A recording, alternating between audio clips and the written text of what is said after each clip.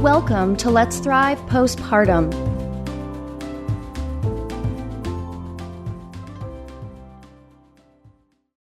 Hi, and welcome back to Let's Thrive Postpartum. I'm Kelly.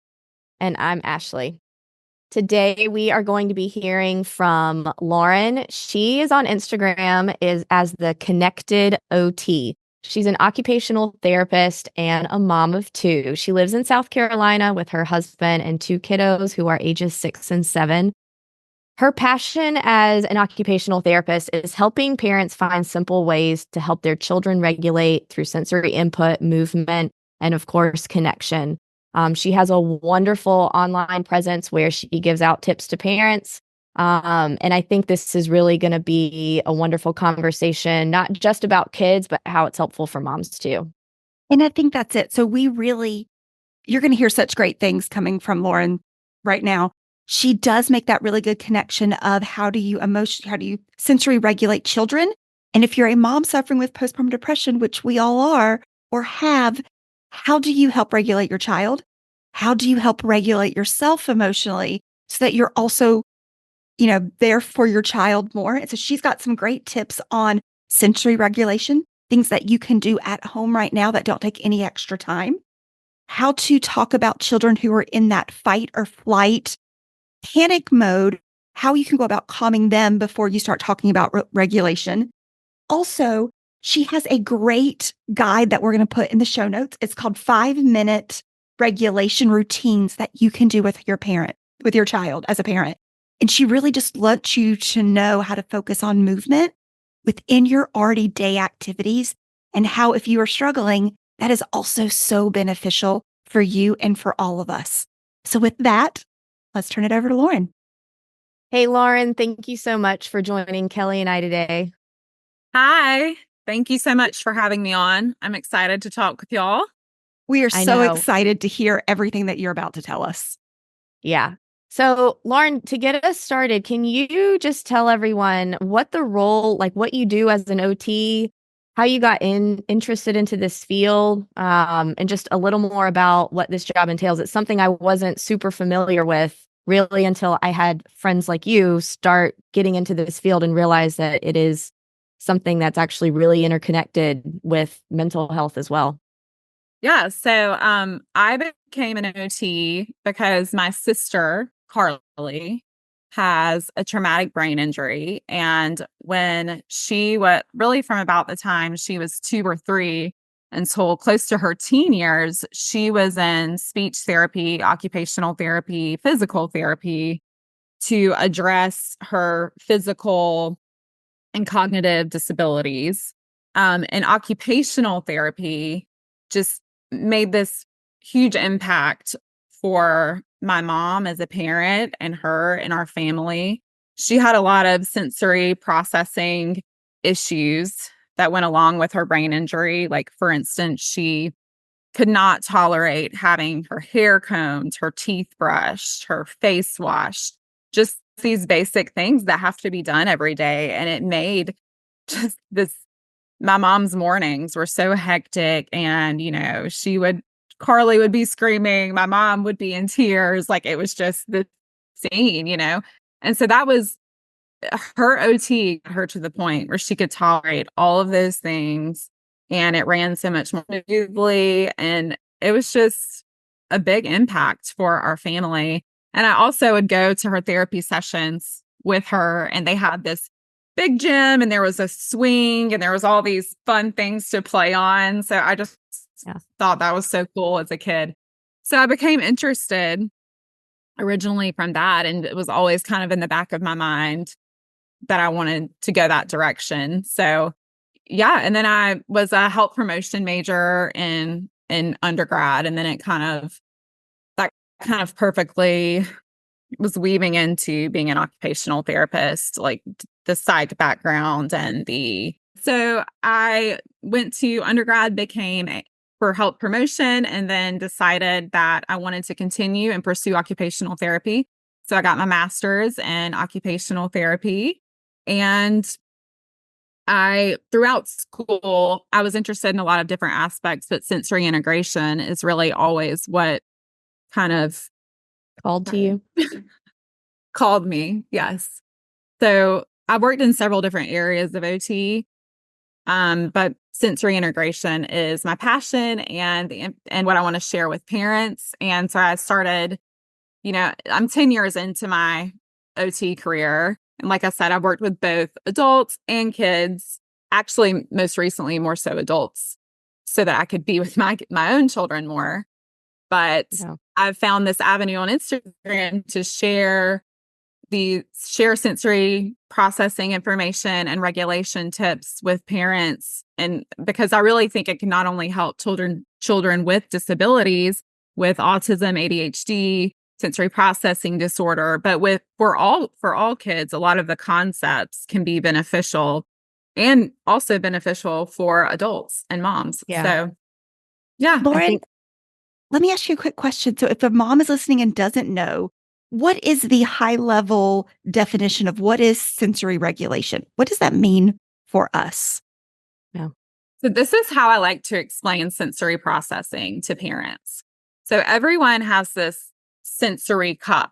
I like to call it the sensory cup. And our sensory cup is how we process information from the external environment, like visual, auditory, proprioceptive, which is like input through our joints and muscles from when we move around, vestibular input, how our body moves through space, tactile input, like all the things we're touching all day.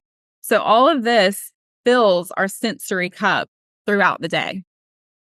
And some people have a really big sensory cup, and it takes more of this to fill their sensory cup. And some people have a little tiny sensory cup and can become easily overwhelmed if it gets too full, right? So we are most regulated when our cup is at the optimal level, not too full, not too empty. Yeah. So this concept of sensory regulation is working on getting that cup just right.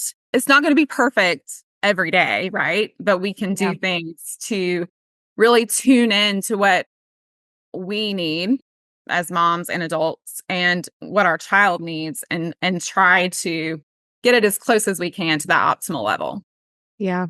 And I think something I've noticed in working with clients, I work with kids and also with a lot of moms, is that this isn't something people are always aware of that is a kind of underlying cause for some of their anxiety or for some of their overwhelm. Kelly, you and I have talked about like mom rage and everything. You hear moms talk about getting, feeling like they're touched out. They've had kids grabbing at them all day. I have a lot of moms who are overstimulated by noises and sound. So they'll use like their noise canceling headphones or some of those ear loops that dampen like some of the decibels coming in. And so a lot of this is, I think therapists deal with, like mental health therapists deal with a lot when we're trying to dig in and figure out like where are your triggers when to trigger your anxiety or to trigger some of that, the mom rage that we've talked about and that kind of thing. And it's always fascinating. And now it makes me feel like I need to go back and just restudy a lot of stuff in the OT world too, because this is for moms something that I hear all the time, especially if you're having your second or third baby and you have other kids at home who may or may not have their own sensory processing concerns, is how do you recognize this in yourself as a parent and then take steps to address things that can help it, right? Like there's all these different tools that, Lauren, I can't, like for you, we're going to ask you this to share in a minute, but like different tools that you can use to regulate your own nervous system, to regulate your kid's nervous system so that the whole family is working better together. Like the family machine, as I say, is like operating smoothly when everyone is regulated, but it takes a lot of work. Yes, absolutely. And I think I've thought a lot about this. I think as adults, we get better at like our sensory needs and preferences never really go away. We just get a lot better at compensating for them and figuring out the things we need to do to self-regulate. Hopefully it's in a healthy way. Sometimes it's in an unhealthy way, right? But then as moms, when we have kids, so much of that is often taken away. Like, I mean, we don't have the time. We don't have Mhm. the luxury Mhm. of getting 2 hours of quiet time in the morning, or, getting that Yeah. hour-long workout in. Like, all of that is stripped away. So we have to Yeah. kind of shift and come up with new, like, compensatory techniques and things like that. And how can we, like you said, how can we marry that with the whole family, to get what we need and to give them what they need? Yeah. And so that's why a lot of the things that I post on my Instagram account, they involve movement with the parent and the child. Mhm. And that's the reason I do that, is because I'm a mom. I know, like, you can't, time is is very valuable, and you don't always have that. You can't leave your child to go work out or whatever. So it's just Yeah. including them and doing the Yep. things together. So, Yeah. Which makes so much sense. And if you're listening, we have a link in the show notes to Lauren's Instagram.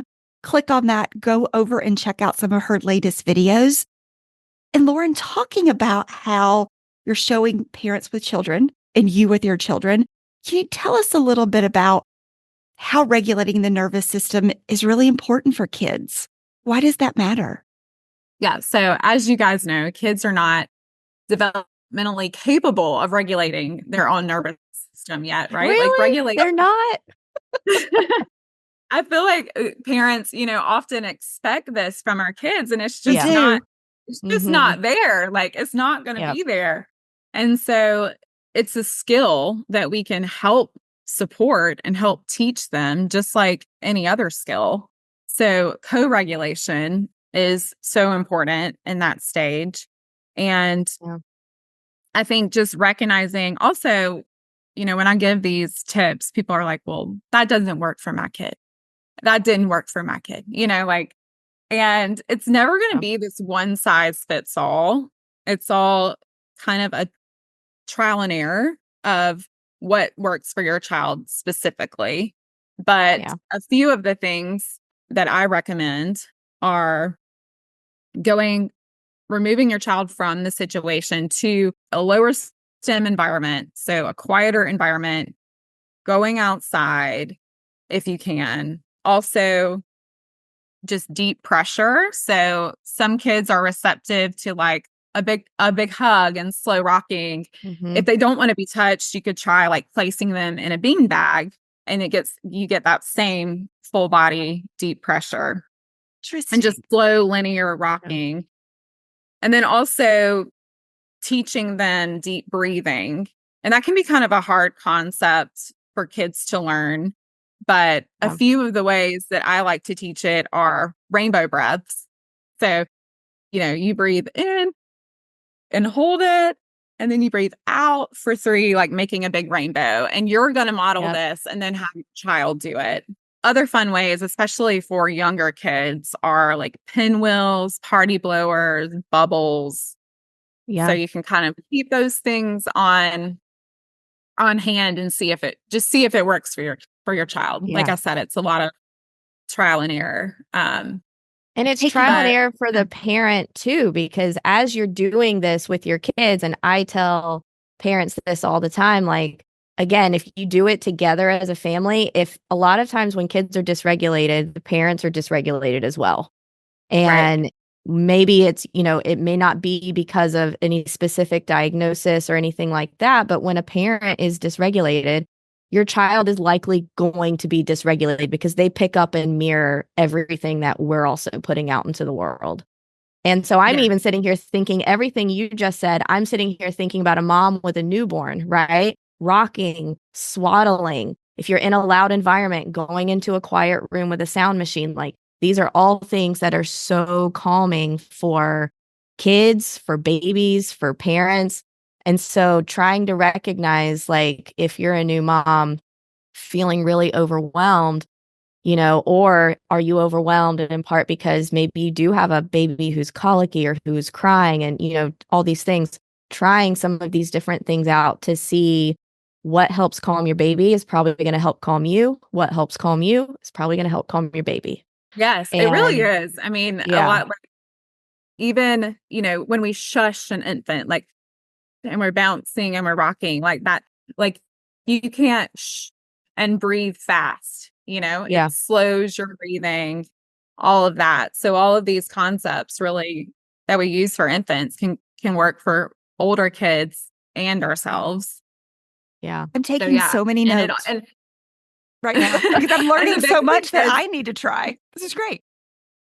Yeah. The big thing is, when we're talking about the nervous system is when our kids are in that state where they're just melting down and they're red-faced and crying and screaming and, they're in that fight or flight phase, right? Like, whether it's rational or not, whether we perceive it as a rational reason, which many times we don't. Yeah. Their body doesn't know the difference, right? To their body, if this is an emergency, they are like in this, they're just too far gone for you to sit and rationalize. And you're not going to teach any great lessons in that moment. So how can we calm their nervous system? And then you can talk about the issues at hand, and your feedback is they're going to be a lot more receptive and process it to have the carryover next time, versus they don't hear anything. They're not hearing what you say in that moment. So I think using those techniques, how can we get them out of that fight or flight phase back to a more calm, regulated state, so that then you can talk about whatever the issue was. Yeah. No, it's so important. I mean, moms, like, I'll tell parents when parents are coming in, and sometimes there's a little bit of conflict going on with like mom and dad and Kelly. Like, we've talked about relationships and with newborns and everything, how complicated that can be. Mm-hmm. And I'll try and compare, especially if they have other kids, and say, look, like, if you guys have just kind of had an argument, or somebody is feeling, let's say somebody does have, generalized anxiety disorder, they're having panic attacks and that kind of thing as an adult.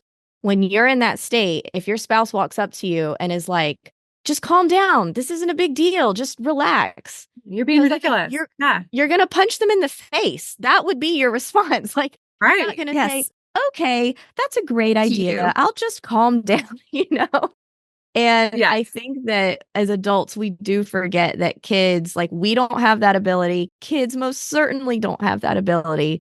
And trying to figure out, again, like, recognizing what state you're in. Okay, I'm really dysregulated right now. My kid is really dysregulated right now. What do we need to do? What kind of tools do we need to bring in to regulate ourselves? Then you can get into talking about, the issue, like, what was going on. Oh, I got your blue shoes instead of your red shoes. I'm so sorry. That probably felt really frustrating because that just wasn't what you wanted, right? Like, you can go through all of that later with adults and with kids, but not when everybody is in this like fight or flight state. It just isn't heard. Like, your brain's not going to pick up on it. And really modeling that self-regulation is probably one of the most powerful thing that we can do to teach self-regulation, right? So, if I am triggered and I need to respond to a situation, like, I'll give you for instance, like, my little girl, I've told her, she is not to get nail polish out, right? She's already, my kitchen counter has nail polish on it currently. Like, I've told her not to get nail polish out, and I put it in the top of my linen closet in the bathroom. So, but somehow she goes and she finds this nail polish, and I catch her at our kitchen table, nail polish undone, about to drip it everywhere. And so, in that moment, I just like wanted to lose it on her. And so I was like, I looked at her and I was just like, she's like, what are you doing? Like, why are you? And so then that's when you tell them, like, I'm trying to calm my body. That's what I'm trying to calm my body. I'm taking these deep breaths. and then we're going to talk. And if you, or, you can even say, I'm going to walk away for a minute and then I'm going to come back. I'm going to walk away and take some deep breaths, and then I'm going to come back. And just something as simple as that, you're teaching your child, you're modeling that self-regulation. So, Yeah. That's great. Lauren, let me ask this. You mentioned earlier that the self-regulation is a skill to start teaching our children. Since you've worked with kids of all ages and adults, is there an age where you see self-regulation becomes easier? Is that like when we're 5 or when we're 25? Because I feel like I'm probably not the best at it. But is there an age where you can tell a difference that just naturally children are able to kind of self-regulate easier? I'm asking because I have a 2.5-year-old and we have no self-regulation whatsoever. Well, I think really I would say like preteen, teen years, you start to see it come around some, but by definition, like, isn't it, you guys, the prefrontal cortex, right? Like, it's not fully mature till early 20s. Yeah, I think now sometimes, especially in men, they're saying like late 20s. Yeah. So, and the prefrontal cortex plays a huge part in emotional regulation. So if you want to go by that, not till you're 20. We have a while. Yeah, 20s. But I do see what they do. improvement. I think we get better at it as teens. And that's really helpful just to hear from a mom's perspective that, we've been working on this at 2, by 4, she's not supposed to have it down pat. But that takes the anxiety of the stress that why is she not catching it? It's good to know that this is a continual, lifelong 20-year process versus she's just going to learn this one day. Yeah. Well, and one thing I like to recommend to parents too is to try to keep like a behavior log in your phone. If your child is having these really intense meltdowns, like, think about what's happened that day, what preceded that meltdown. How was their sleep the night before? Have they had a lot of screen time that day? Have they had much opportunity to move that day? Has there been a recent change in their routine? Like, my kids just started school, something like that. I think just being aware of all of that and realizing that can affect their emotional regulation makes you a lot more patient, right? And understanding of some of the reactions. And also, if there are some sensory processing issues there, if you take notes, like, where did the behavior occur?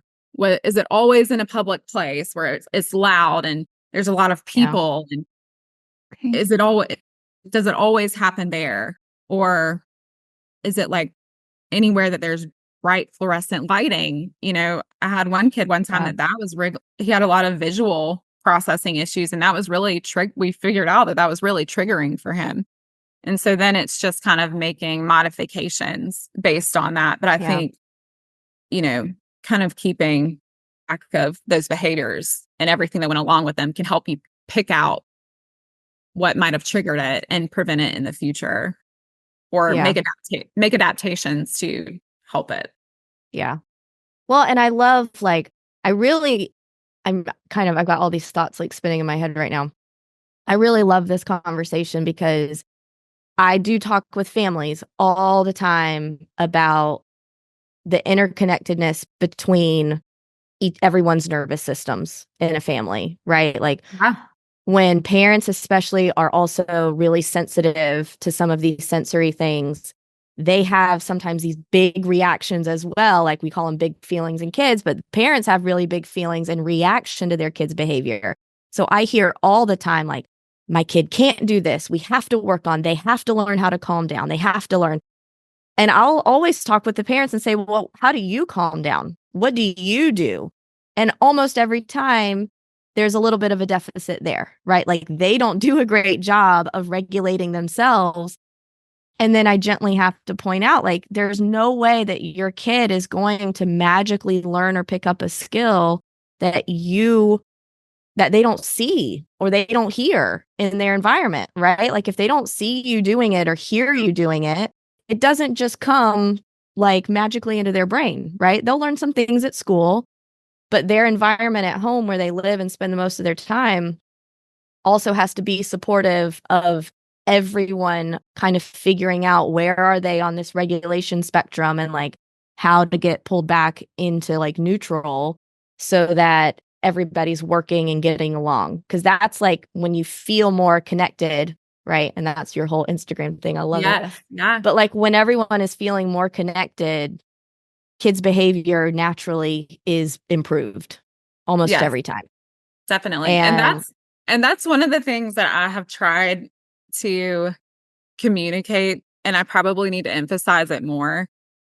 Like before anything else, I think you need to spend 15 minutes of one-on-one time with your child every day. Like just 15 minutes. But during that 15 minutes, like you aren't looking at your phone. You are playing with them, doing something they want to do. It is child-led. You are just a participant. And I love if it can be involve movement. Like maybe you are like my son, he loves to scooter race. So that's kind of our thing as we will go outside. And we have 2 of those Razor balance scooters, and it's actually like kind of fun. So we will scooter race up and down the driveway, or he loves to jump on the trampoline. So we'll jump on the trampoline, and then it's a workout for me too. So just doing. So I think if you can get that 15 minutes in, and you can incorporate some regulating, proprioceptive input, which is like working against resistance, and vestibular input, which is, like inverting the head or controlled spinning, things like that, a balance board, scooters, a bike, whatever, that can be a really powerful first step to regulation, because especially with moms in that postpartum phase, I think you have to keep it simple, right? Like we're not we're not adding to the to-do list at this point in our lives. We need a streamlined, like very simple thing to do. So that would be like the one thing I would say. Yeah. And then, you're regulating yourself as well if you're moving at the same time, and like bonus points if you can get outside. So those are great tips. And also to go on what you said, I'll use myself as a example. I know that I am a sensory seeker. Like I was the kid that would chew my pencils, like chew the eraser off, bite my nails. I was always like fidgeting.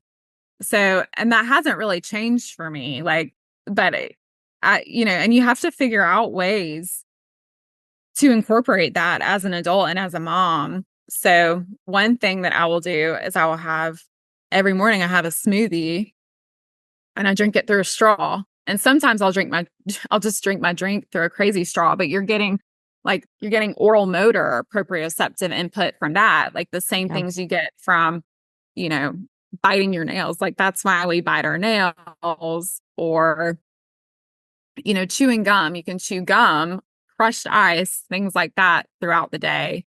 For kids, I'll recommend like chew necklaces for that, but it's not as acceptable as a mom. But then also, you could, I suppose. They do have adult. You should make one. Yeah. And then also, I've just realized how important moving in the morning is for me, and the way I react to my kids throughout the day. Yeah. So, and I used to work out so that, for the vanity of it, right? But now I work out so that I can be nicer and more responsive and demonstrate regulation with my kids. So, and it doesn't have to be, I think in that postpartum phase, like that can sound very overwhelming, the whole working out, all that. And it can just be a walk with your baby in the stroller for 15 minutes to regulate. It doesn't have to be this aggressive, long workout. I love just bouncing on a yoga ball, like holding my son. I remember when he was a newborn and sitting and like bouncing, and you're like keeping your balance and getting a little bit of movement in, but it's very gentle. It's very repetitive, very calming for him. That was the only way he would sleep sometimes at 3 o'clock in the morning in my closet. So, Yeah. Yeah. you I love know. that. Yeah. That's a great one. Lauren, is there anything else like you would like listeners to know about you, about occupational therapy in general? Anything we haven't asked that you would like to share? Well, I was going to address bedtime Okay, because great. Yes. Yeah. sleep, Yes. because I know that that can be, I had my older child, he didn't sleep till he was 3 years old. Oh, that's hard mentally Like on a mom. consistently. So I think, and we suspect that he has ADHD and some sensory issues there. And Mhm. those kids can also struggle with arousal levels, right? And establishing sleep rhythm. So looking back on it, I think that I blamed myself. I thought that I was doing something wrong, and that's why he wasn't sleeping. Yeah. And there are just so many reasons why kids don't sleep. And it's usually not something that we're doing as moms. Yeah. Right. Can you say that out loud Um, one more time? Like the shame that comes to moms when your yeah. child doesn't sleep as well as your friends or your sisters. Yeah. Just say that one more time so everybody Right. hears it again.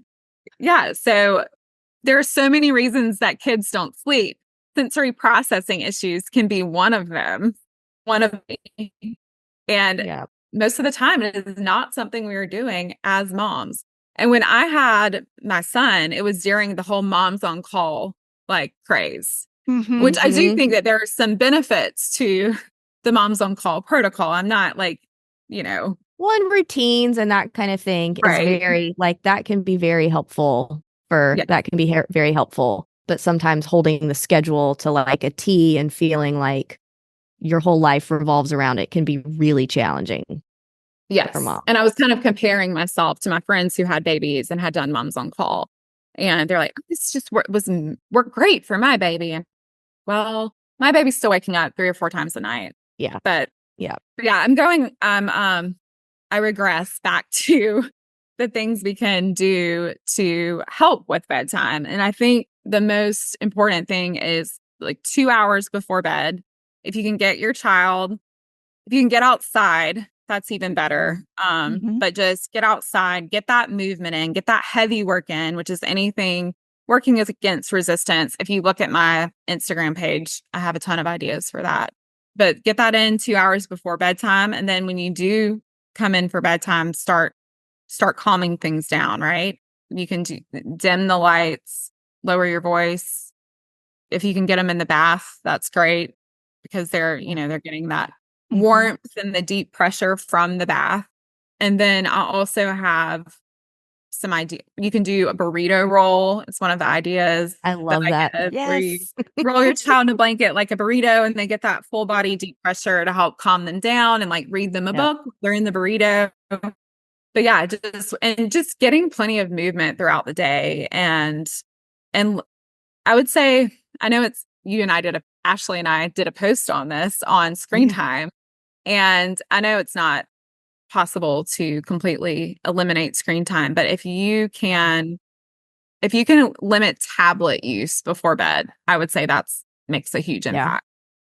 Yeah. If they're gonna Yeah. watch TV, let it be on a family TV, not a tablet in their face. So Yep.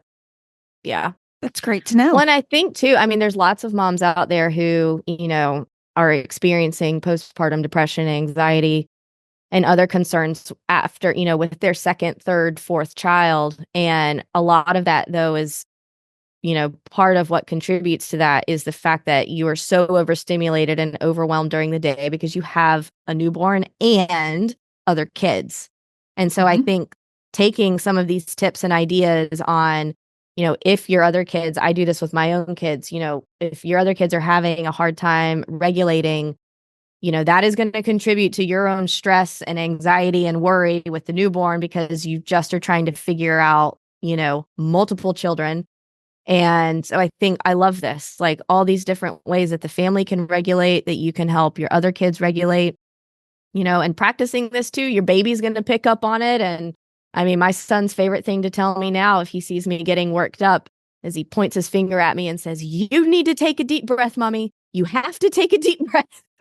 I love that. He knows. You've done a good job teaching that.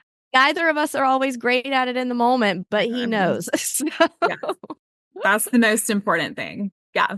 yeah. Yeah. And babies, babies find it so entertaining to, like, I guess if I could give one thing you should do, it's figure out a way to move with your child.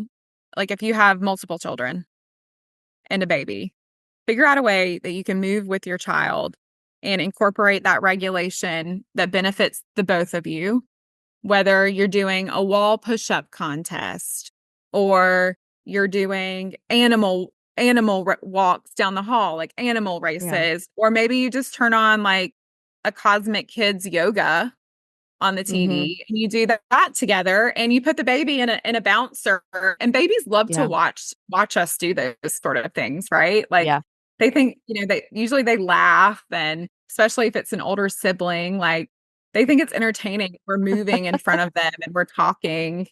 And it's also great for their development to see that kind of thing. So that would be my one piece of advice, is just take 15 minutes and figure out a way to move with and connect with your kid. Yeah. That is great advice. And as you mentioned, moms are so busy, but 15 minutes, you're already doing that. How to just bring the movement and the regulation in. Lauren, this has been so informative, so helpful for all the different tips that moms can be doing on their own. I have a laundry list of things that I should start doing with our child. And just knowing that it's a skill that you're going to continue to build, self-regulation, not only for your child, but for yourself. If you're struggling right now, kind of really building what you're doing together to help your family and your kid. This is so helpful. And we appreciate you being on so much this morning.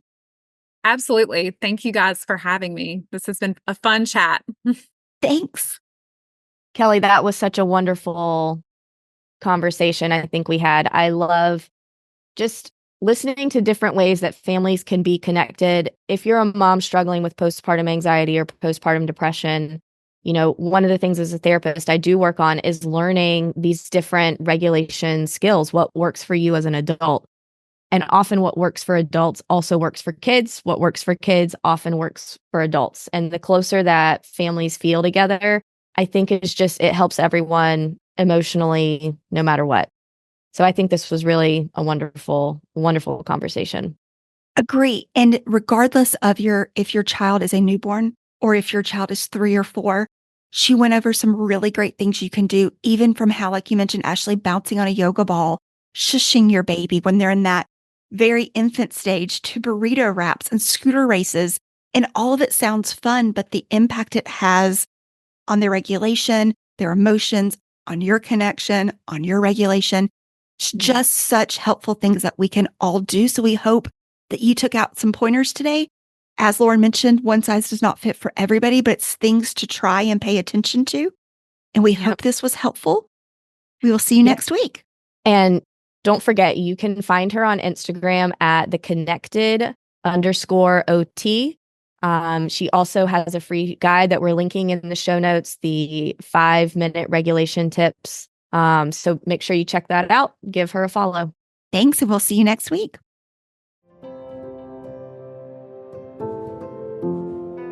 If you enjoyed this episode and found it helpful, please be sure to hit subscribe, leave us your feedback, and give us a 5-star review. For even more support, visit us at wethrivepostpartum.com/podcast to sign up for our newsletter and learn more about our community. Remember, you are not alone. With support, you can feel better. Together, let's thrive postpartum.